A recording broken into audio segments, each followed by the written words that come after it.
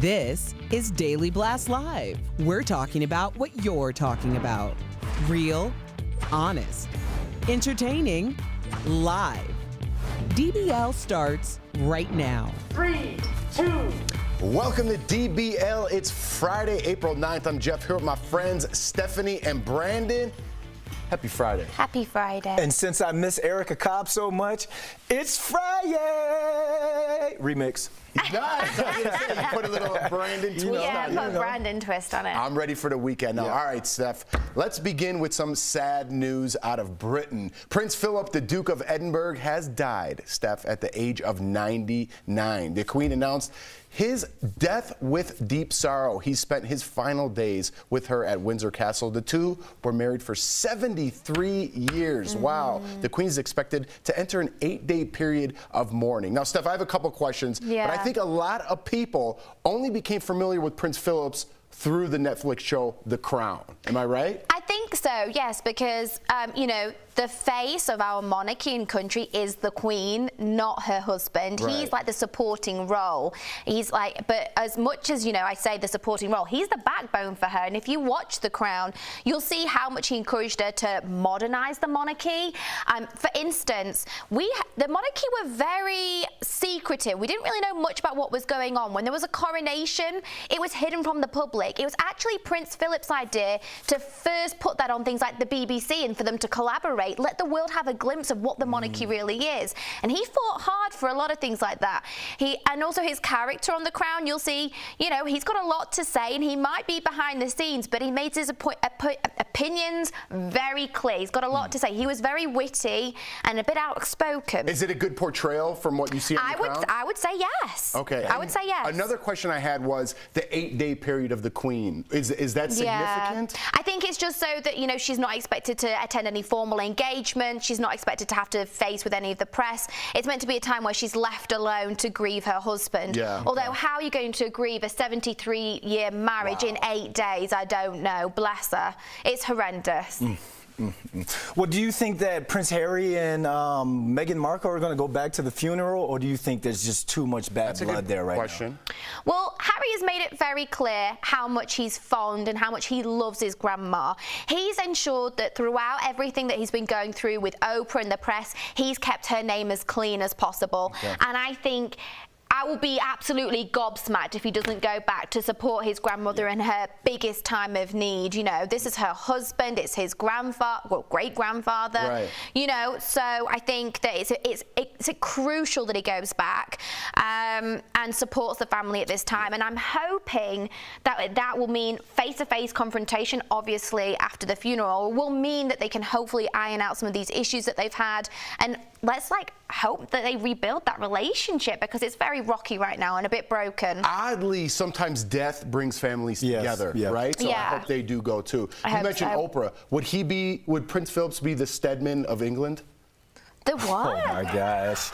Stedman, Oprah's live-in boyfriend. You get that joke? I was like, wait, what is that, like a political term? No, you mean Oprah's partner? Yes. I mean, the joke's long gone. Yeah. The joke's long gone. There you go. I just put it out there. I say Oprah is our queen. Okay. Taylor Swift dropped the long-awaited re-recording of her Fearless album today. It's the first re-release of her 6 albums. She decided to re-record after her masters were sold. Obviously, we all remember, to Scooter Braun and then to an investment firm. The new version of the Fearless album also includes 6 additional songs from the vault, including this one, Mr. Perfectly Fine. Have a listen.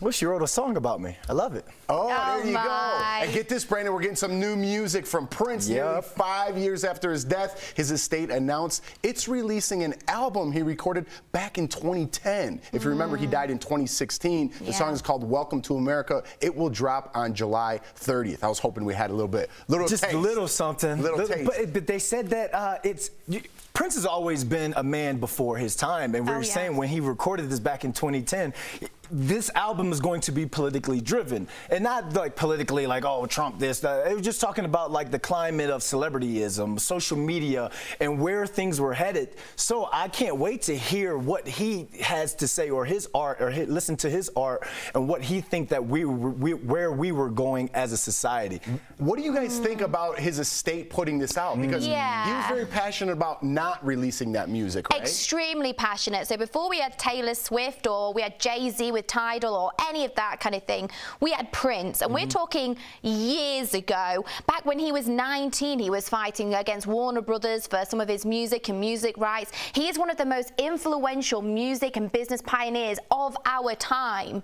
Let's not, beat around the bush with that. Yep. He was, like you said, Brandon, very ahead of the game. He was championing things about Black Lives Matter. Oh, gosh.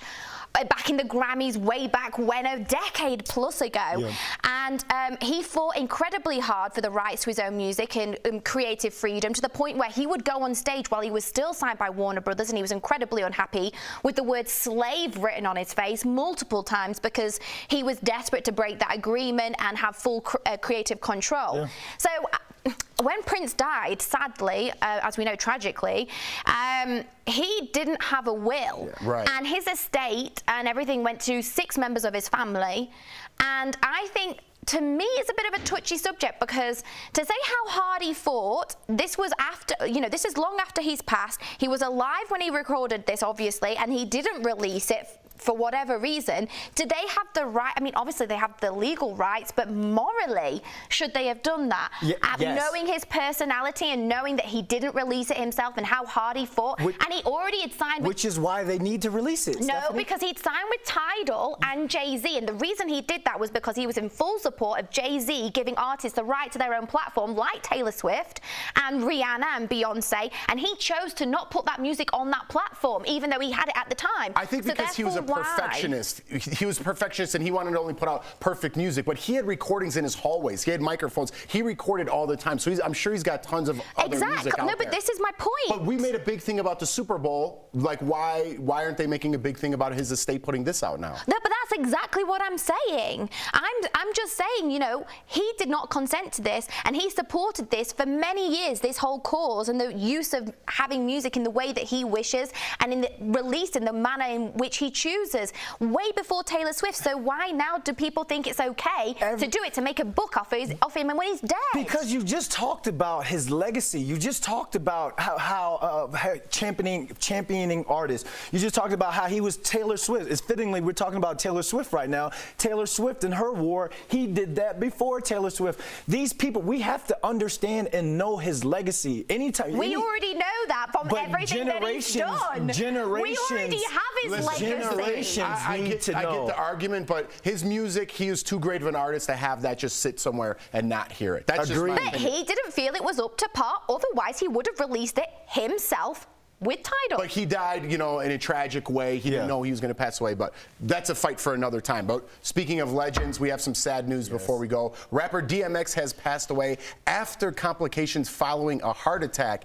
He was only 50 years old. His family confirmed his death at a New York hospital today. In his statement, they said Earl was a warrior who fought till the very end. He loved his family with all of his heart, and we cherish the times we spent with him. Some sad news. I just found out about this myself. Yeah, I just remember waking up 5 a.m. for football workouts. And what will get you through the football workout? DMX music. And then when you listen to him in interviews and he's praying and he's talking, he's being so transparent about his life. This guy, a cultural icon. He was a cultural icon not only for the hip hop music, but for the community and culture as well. He is on rap's Mount Rushmore. I would say so. Yeah. I would say so. And this guy, he lived with demons his whole life, right? Yep. And he lived a pretty good life, though. 50 years, 50 DMX years is pretty good life. I'll take it. Rest in peace, buddy. Coming up on DBL, Dancing with the Stars champion Cheryl Burke joins us. Will she be back for season 30 of the hit show? Wow. And a young male model is blazing a new trail, the iconic magazine he might appear in next in Fashion Fix Friday. Closed captioning provided by...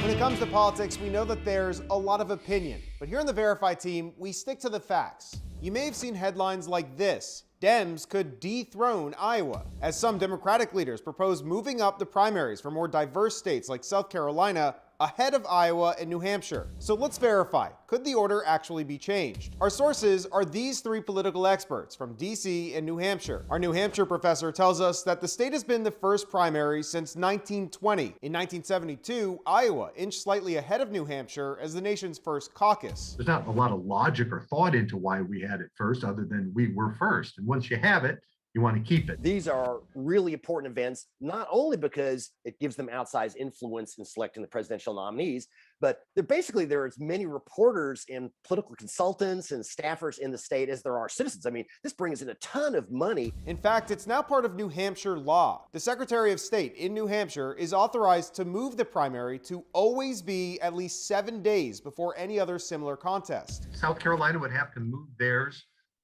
with an act of the legislature. All we have to do then is wait till it's too late for them to do it again and have the secretary set the date in front of theirs. So it's a game of chicken that New Hampshire would probably win. We hold more cards than the other state when it comes to this. Okay, what about the national party? Can they force Iowa or New Hampshire to let another state go first? They certainly could step up and say, we're going to end this game of chicken. And whoever continues to do this is going to lose all of their delegates, or you're only going to get 3 delegates at the convention. So we can verify that the order can be changed, but dethroning states like New Hampshire is not going to be easy. With your Verify, I'm Evan Kozlov.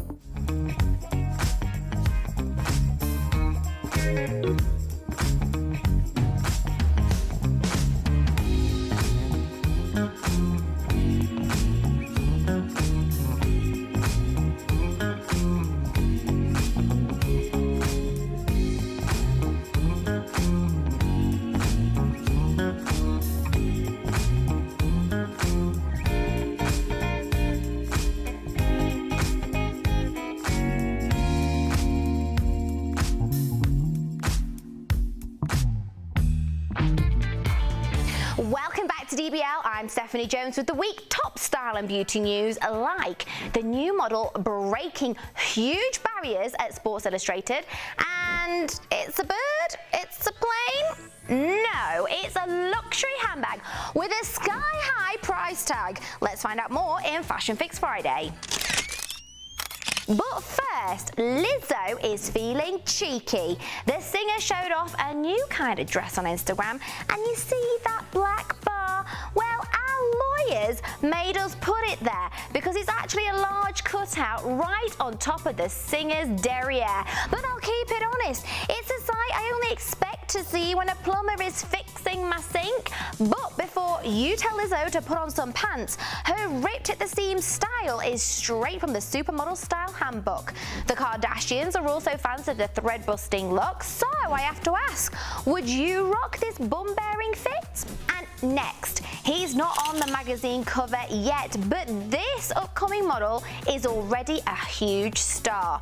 We're giving a huge shout out to 21-year-old Lewis Fries. The full-time student broke barriers as the first male finalist in the history of Sports Illustrated annual swim search. Now, we don't know who the cover star is yet, but the fact that it might even be a man is a big deal, so congratulations to Lewis. And finally, my what the fashion moment of the week is Louis Vuitton's new luxury handbag. Yeah, this is it. It's shaped like an airplane bag. You're looking at it. Let's hope it's free to check in on the flight, because this sucker is going to cost you more than some actual planes. Try $39,000. Hopefully it comes with a first class seating as well for that price tag. That's it for this week's Fashion Fix Friday. We'll be right back. Nearly 110 million.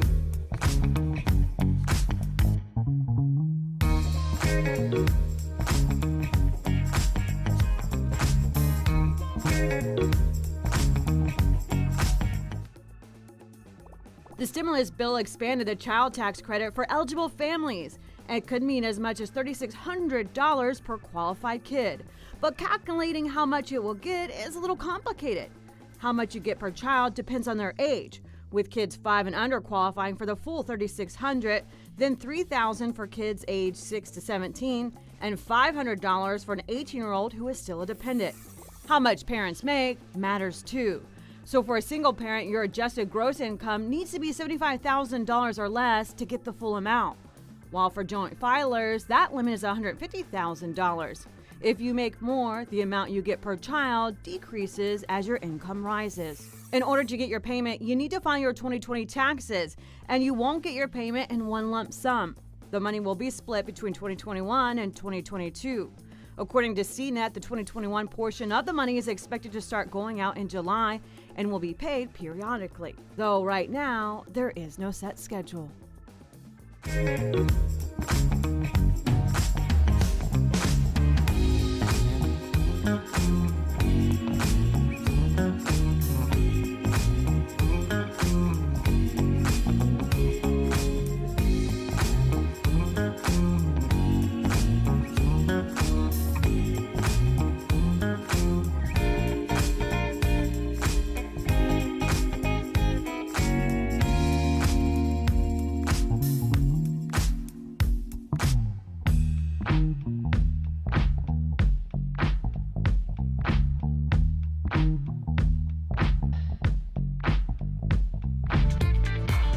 Welcome back to DBL. Cheryl Burke danced her way into our homes 15 years ago on Dancing with the Stars. Now she's got a new podcast and a line of masks, but will she return for the 30th season of the show that made her famous? We caught up with Cheryl earlier in today's Chatting with the Stars.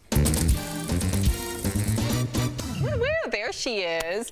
Hey, Cheryl, how are you? Hi, guys. I'm great. How are you? We're doing well Great. now that you're on our show. Yeah. Okay, so this fall, Dancing with the Stars is celebrating, I can't believe saying this out loud, 30 seasons. 30. Will you Can you believe it? I can't. That's so crazy. Crazy. It's become such a staple in a lot of our lives. 30 seasons. Will you be back for this major milestone? You've said in the past that you're ready to retire, though. You know, I keep going back and forth. Like, my head tells me maybe maybe not. But then my heart and my passion says absolutely. Like, you have to celebrate this milestone. I've been a part of the show since season 2, so it's a huge celebration. I cannot believe just to say season 30. Everyone's like, what? It's been on for 30 years? No, it hasn't been on 30 years. We used to do 2 seasons a year, so I think around 15 years now. But still, it is such a huge celebration. And as fans, I mean, we've gotten to see the evolution of you personally, the evolution of the show. And of course, many fans were shocked that Dancing with the Stars host Tom Bergeron and Erin Andrews were replaced with Tyra Banks. So what did you think of the shakeup? I think that after 30 seasons or 20-something seasons of anything, right, it's time to basically evolve and grow. And I think that's what, Tyra adds to the show. It's new, it's fresh, and it's important that, we evolve as a show. And I think she's been adding a different type of energy, a very positive and fun energy. I love being able to see what she wears every single week. I mean, it's so cool just to see her take on ballroom fashion, So Cheryl, last season you were partnered, as Sam said earlier, with AJ McLean from the Backstreet Boys. You guys didn't win. I was pulling for you, but now you have a podcast called Pretty Messed Up. I'm a huge boy band fan. What's it like working with a member of the Backstreet Boys? Oh my gosh. Well, AJ is just amazing. He's a really great guy. And I think what really bonded us from the beginning is we're both sober, so we definitely have that in common. And even before the last season, we actually were going to do this podcast. Had no idea he was going to be on the show, let alone be my partner. So this was something that has been in the works with iHeart for quite some time now. And it's me, Renee, his mentor, and AJ. And it's fun because we get to we're uncensored and we talk everything about mental health, sobriety, and we have really cool guests coming on and stuff like that. So it's nice to not be edited, And I just want to say personally, I really am thankful to you and AJ and your podcast for trying to destigmatizing addiction.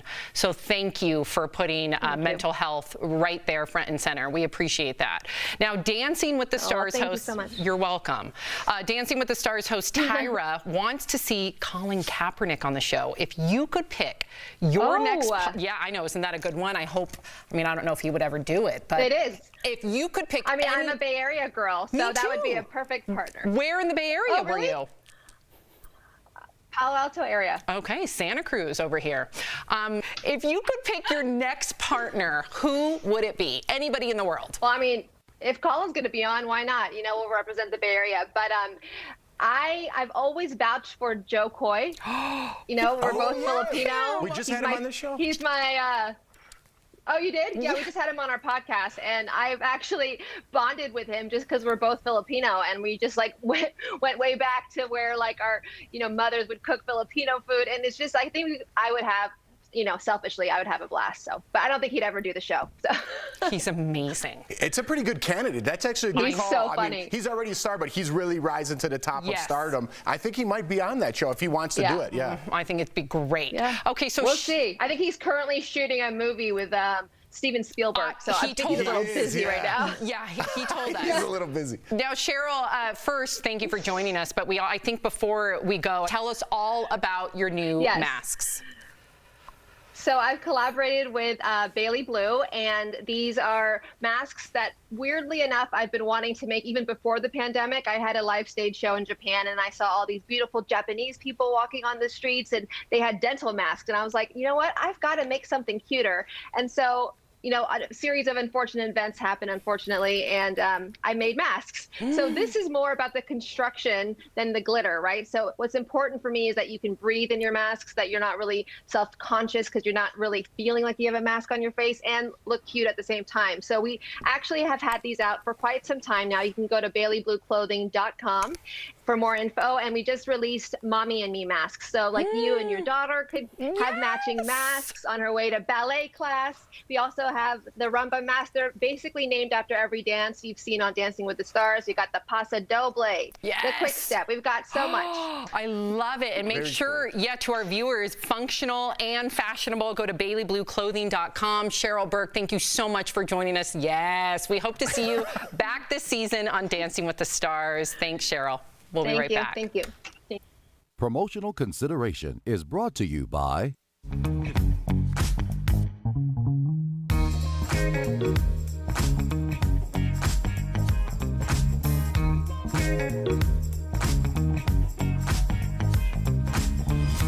With so much of Derek Chauvin's trial focused on the day George Floyd died, we're seeing a lot of conversation about Floyd's life. One tweet says, "The entire world watched the murder of a man. Now we're watching the murder of his memory and his dignity." But we expect to learn more about who Floyd was during this trial. So let's verify. Are family or friends of Floyd testifying in Chauvin's trial? Our sources, court footage and records, Judge Peter Cahill, and 2 criminal law experts. It was an adventure always with him. Floyd's girlfriend testified during week 1 of the trial, and she spoke briefly about Floyd and their relationship. But most of the questions focused on his addiction to opioids. Yes, we did use together. But in the days ahead, we expect testimony from loved ones that will be more focused on George Floyd's life. And here's why. Minnesota's court system has a unique rule known as the Spark of Life Doctrine. It allows for witnesses who are there just to humanize the victim. Mr. Floyd in this case is entitled to have the jury realize he was a human being, he was loved, he had a family. Prosecutors plan to show photos of Floyd throughout his life and call 2 witnesses, one of Floyd's siblings and an acquaintance from Minnesota. That's the kind of evidence that most states don't allow because they consider it too prejudicial and not really relevant. Ted Samsel-Jones is a professor at Mitchell-Hamlin Law School in Minnesota. It is a hard line to draw. Here's where it gets complicated. The judge says Spark of Life witnesses can share memories about Floyd to show he was loved, but they can't say anything that could be considered character evidence, like calling him a gentle giant. As soon as you start getting into propensity for violence or propensity for peacefulness, I think then we're getting into character evidence, and then that does open the door for the defense to cross-examine about his character for peacefulness. Judge Cahill has made much of Floyd's past inadmissible because it's not relevant to the case. But if a Spark of Life witness oversteps, the judge could change that. Because it's proper cross-examination. You say X, what about Y? Then that gives the defense more room to come back and attack his character.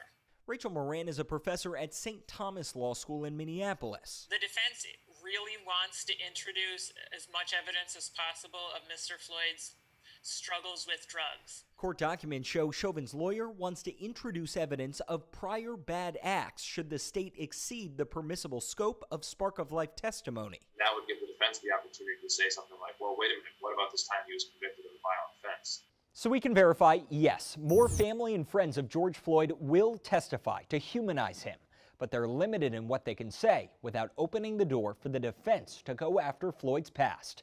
With your Verify, I'm Gabe Cohen.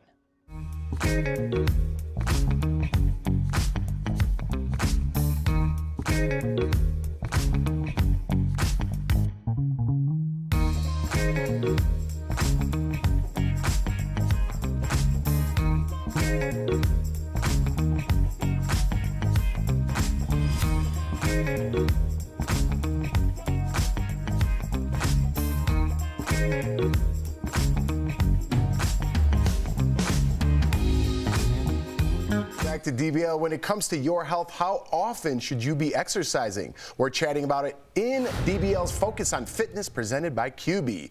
You need to find that happy medium, right, with your body. If you exercise too much, you can overeat as a result. Or if you don't eat, or if you're not active enough, you won't see any results or weight loss. Simple, right? So experts say the key here is to do 30 minutes of exercise a day. It doesn't need to be strenuous. You don't have to go to the gym. Take a walk or do at-home exercises. Anything that get your body moving, staying active is so important, and QB has made it easy. QB is changing the way the world thinks about fitness regardless of physical ability or age. Try their under-desk elliptical at home. Call 1-800-782-2351 or visit QB.com to learn more. Stay active. Switched it up today. You said 23 and not 23. You're on to something here. I'm on this. I had to switch it up. I had to switch it up. I don't even know what I did. No, now is perfect time as well because the evenings are getting lighter. It's getting a bit warmer. So, you can go on a nice walk around the block, or if you've got a pet, take your pet out and get those 10,000 steps in. I mean, I don't know if I do 10,000 steps a day, but anything helps. And if not, if you're at home, the QB machine, just put it on while you're watching us. And that's it. That's your half an hour done. Wait, what do you do? What do you do when you? This is your feet pedaling. Okay. Pedaling on that machine. Get your QB, watch us, listen to us for 30 minutes, and your workout is done. There you go. We've done you'd it already with be you. done if you started at the beginning of the show. There you Have go. a great weekend, everybody. We'll see you on Monday.